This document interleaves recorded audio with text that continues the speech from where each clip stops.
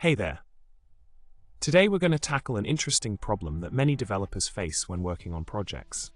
The problem at hand is deciding between using async-await or callbacks for handling asynchronous operations in your code. This can be a tricky decision, as both approaches have their own set of advantages and scenarios where they shine. So, let's delve into the solution for this problem. The initial advice I would give you is that you need to consider the context of your project before making a decision. The code you provided uses async-await, which is considered a more modern and readable approach for dealing with asynchronous operations. However, there are situations where using callbacks might be more suitable, depending on the specific requirements of your project.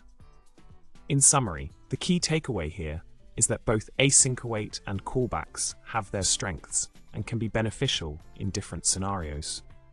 It's essential to evaluate the needs of your project and choose the approach that best fits those requirements.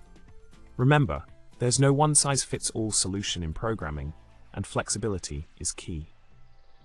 With that said, I hope this information helps you make an informed decision for your coding endeavors. Don't forget to hit that subscribe button, like the video, and leave a comment below with your thoughts. Happy coding!